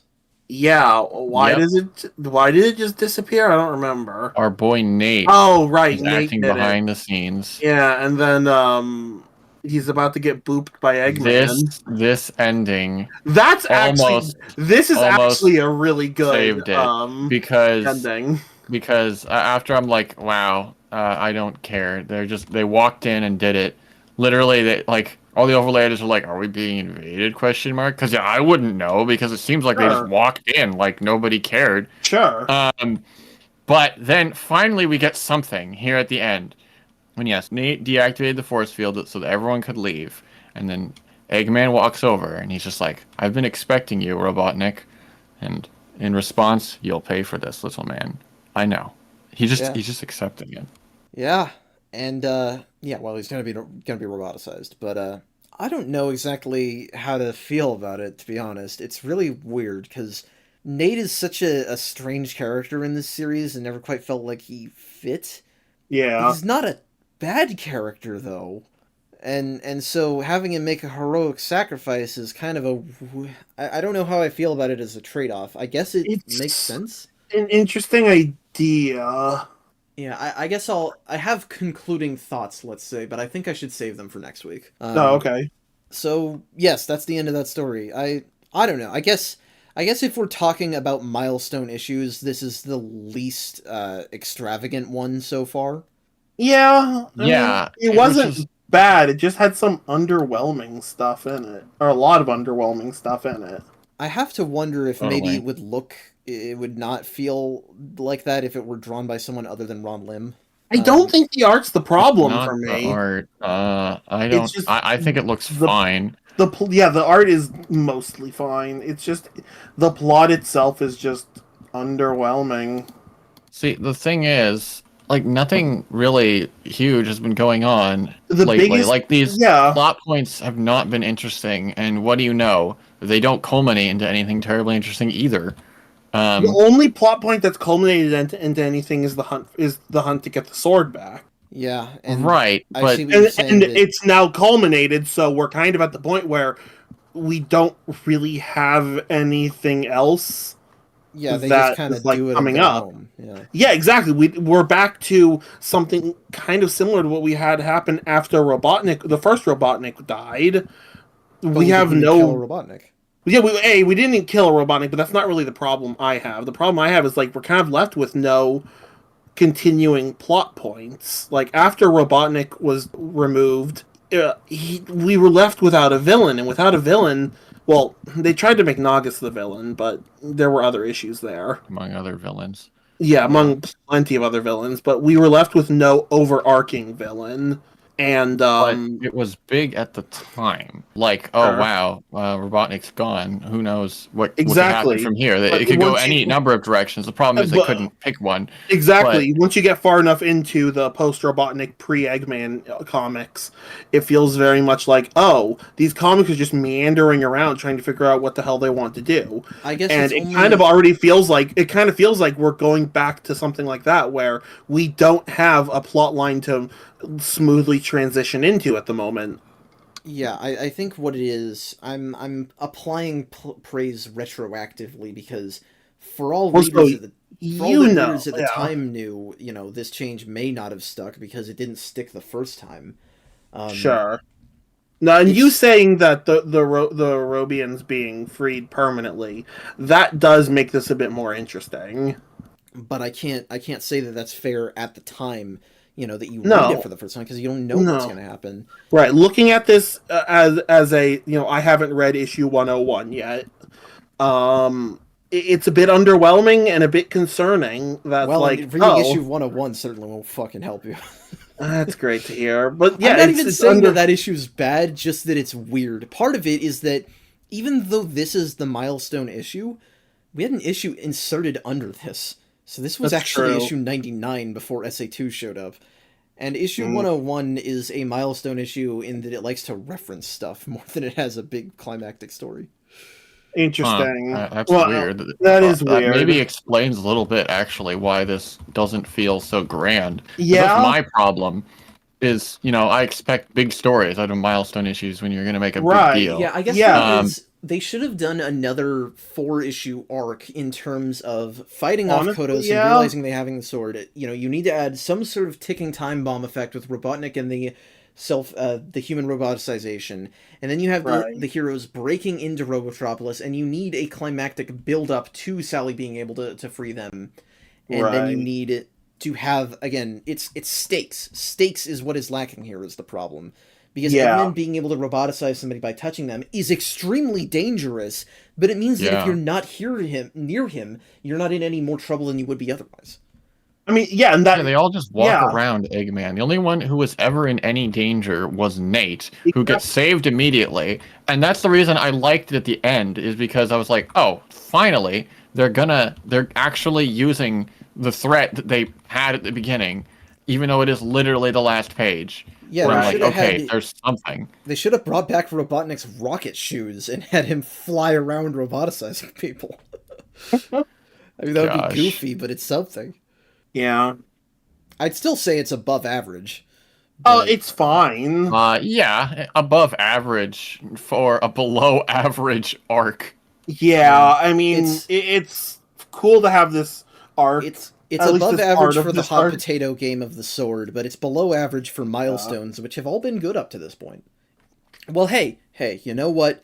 Maybe something really, amazing and dramatic will happen in the Bender story. No, nuh-uh. No. No way. But look, we've got a two-page recap spread to show us the entire history. All of the lore that we I already needed this fucking know. so much. To be fair, this would benefit, I guess, a lot of readers who probably like this does cover stuff from way back. It would help people who on the might other be hand, jumping I don't in know. here. Not having read that, I think I would just be confused. Yeah, I mean, that's the ultimate experience with Penders' work, right? Is that you'll see something like this and be extremely intrigued. You're like, what the hell? This has had so much history. This must have been a lot of crazy stuff going on. And then you read it for yourself, and it's like, wow, that was really boring, and I didn't need to read that. Yeah, well, because a lot of this was in pointless side stories, like this one. Hey. This is... I guess it's called Welcome to the Dark Side. I don't know what else it would be called. It's written and drawn by Penders. Aboard the Dark Legion's ship, Dimitri decides to offer Gruckles a deal. The quantum beam has not destroyed his family and friends and can be reversed, but in exchange, Gruckles himself must join Dimitri's side. And yeah, that sounds just as cheap as it is. Uh-huh. It's just nonsense. At this point, we could just get rid of these and just have Gruckles occasionally show up in the Sonic comics to give us, like, 3-page lore breakdowns, and I would probably prefer that. Well, The word you're looking for is aimless. Yeah, that's a good word to use. Yeah, it is quite aimless. I think I've also described these Knuckles comics as just kind of meandering around. Yeah. That is certainly true. Penders is in no hurry to go anywhere. Which is so fucking annoying. Ironically, as silly as this sounds, as stupid as this sounds, a lot of this is a result of us not having lock around to control the narrative. I guess so. If you say so. I don't like that. I don't like the need to have lock. Because nothing that's happening right now is really feeling like the result of Gruckles making his own decisions. And why would it? Because he had somebody else make decisions for him the whole time before now. And I think that's why it feels aimless. And I think that's stupid. I'm not saying that they should put Lock back. I think what they should do is make this into Knuckles the fucking Echidna who acts like Knuckles. But ironically, Gruckles... Well, I mean, yes, actually, but until this point, Gruckles hasn't really been listening to people. Actually, no. Well, but he hasn't been doing anything of consequence either. Control, he's just been fucking teleporting around to various plot important areas and screaming. the most important thing. Yes. Okay, so the story itself. It's a story. Real. Yeah. So what the fuck is going on? I don't know. I'm trying to find things to say about each part of this because it's so substanceless, but it's like this bitchy little exchange between Julie Sue and Lian Da and more weird disparity in hand sizes. But oh my gosh, them standing right next to each other. I guess the gloves are just huge. Lian Da's arms are just really short, is what it is. All it really establishes is that they hate each other. I didn't know that. What a revelation. So, Dimitri tells us here that Quantum Beam didn't actually hurt anybody, which is weird because everybody still ran from it and it looked like it was destroying things, but whatever. Right. Apparently just teleported to another dimension. I mean, we already knew that, but I guess Gruckles didn't.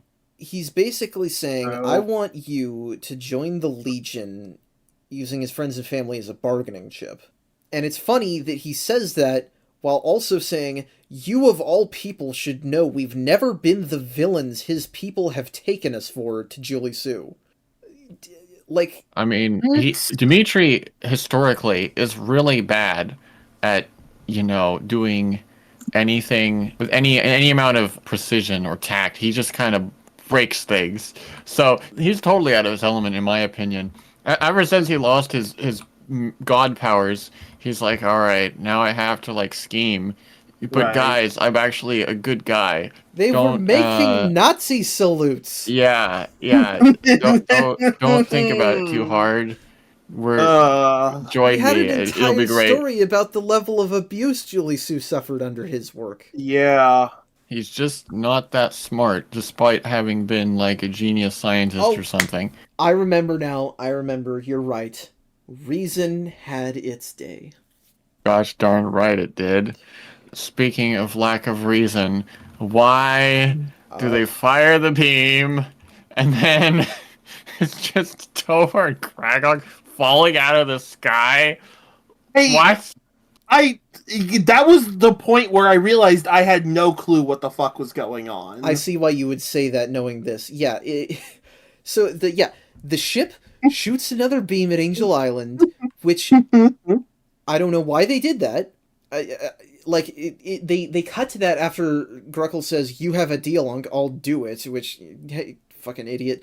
But I think they're like trying to bring back everyone, but they only bring back these two. I don't think For that's it, some because he reason. keeps holding it over him after this. Because, like, did they try to and it didn't work? And if so, why is Gruckle still going to do what they want? I don't know. But yes, they fire a beam. It opens a portal. Tober and Kragok come out of the portal, which I assume is to the Twilight Zone, right? Of But course, yeah. why have they been fighting there for like 100 issues? I guess. Yes, I believe last we left them off, they were like in a death match and they just flew off into the Twilight Zone. And so I guess they just never stopped. To be fair, wait a minute. Time flows differently, right? So it probably wasn't very long for them at all. Maybe, but it's still been like more than a year in universe. I don't know. I'll tell you this, a lot of my observations are borrowed / stolen from the blog Thanks Ken Penders. Huge inspiration on this. We're using Bobby's reading order, etc. Play her game. And the funniest thing to me is that up until this point, she thought they just died in that issue. And I don't blame her, honestly. Yeah, I Yeah. don't blame her. That makes the most fucking sense. Yeah, But guess what? Gotta bring them back so they could die. yes. Kragok is like, "Oh, we have to go down together," and he calls Tober old friend in the process, and I can't prove this, but it really makes me think that Penders just forgot that Tober's plotline was his duality with Morituri Rex. Kragok was just some dude that got in his way. I don't believe it. No, of course. How could Penders forget about the intricately weaved plot threads? Like, it couldn't possibly get muddled in his mind. It all makes sense if you have the intellect for it. So anyway, they both crash into the ship and die. As I Thank said. God. 2 less echidnas we have to worry about. Did like there's a huge explosion where they hit the ship. Does that hurt anybody else or just them? Well, they do mention I mean, they get hull thrown around. breaches. Yeah. Well, this is the funny thing, is like the extent to which that Gruckles and company even notice this, like, is non-existent. I don't think they even know that this just happened. No, they have no clue that any of that just happened. All they know is something hit the ship. They don't know, that those two showed up, but I mean, they do know that there was some damage.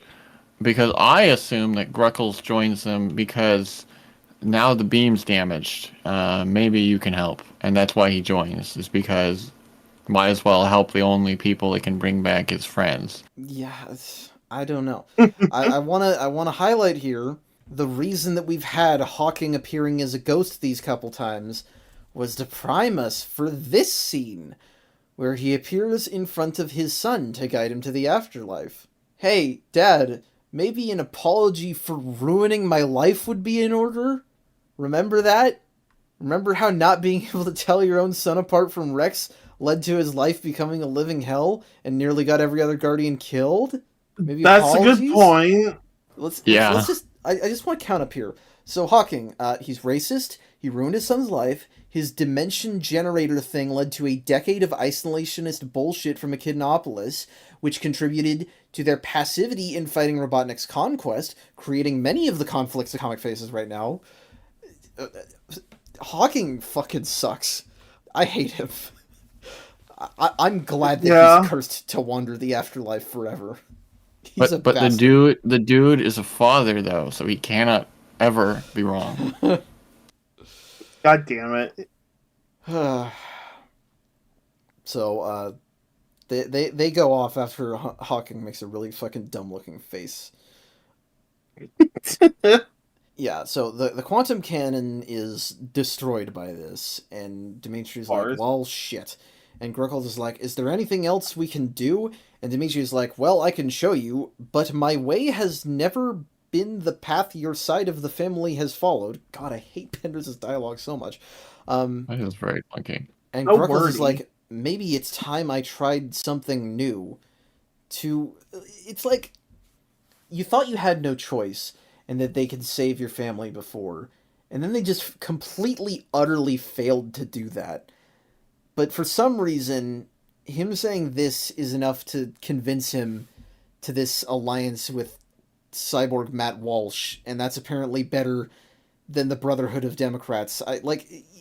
You're not going to get anything you want from either of these people. Shouldn't you maybe just, if you want something new, can't you just try to do it yourself? You have all power. You're a god right now. I don't know. I guess. Yeah, I guess. It pisses me off. I don't think it's very well justified at all. No, Also, he's the one not holding them really. hostage. He's the one who did it. How can you agree? I mean, I thought it was pretty obvious. Well, maybe it's not how the way this goes. In fact, I probably shouldn't expect it to go this way. But any normal hero would join and then betray them immediately the moment that everyone is back. But I mean, maybe Gruckles won't do that because he's really stupid. I sure would like for that to be true. Mm. Anyway, that's the end of the comics for tonight. And well, a lot of Holy stuff happened. shit. Um, Yeah, a lot of stuff happened. Was any of it... Well... Like I am- a few things, like a sparse many. Okay, here's what it is. I am happy that eventually Shadow and Rouge will be in the comic. I am Sure. happy that Eggman Eventually. is more dangerous than ever before. Sure. I That am is happy good. that the Robians are free for good this time. Yeah, they were already free before. I forgot to mention that, but it's just resetting what they already Yeah. unset. Yeah, that's part of why it's not as impactful. And I am happy that Nate got a character moment, even if it does ultimately lead to his death. Robot death. Hmm. So yeah, very, very weird place the comics are in right now. Yeah. Yeah. And guess what? Next time on Deep Dive Zone, it is going to be so much worse. You guys are going to wish so much that we were back at this episode. All right. If you say so. You'll see. But with all that being said, that is where we're going to have to cut it off for tonight. Thank you all so much for being here. Thank you all to our viewers for watching. If you have any questions, comments, or feedback, you can reach us at the link 3 in the description. And if you like this video, please feel free to share, like, comment, and subscribe. Sorry if this ending feels a little disjointed, but I didn't get enough sleep last night, and I'm still thinking about that bumper plate. See you guys next time. Hope you have a great rest of your week. Hope you have a great night, and take care.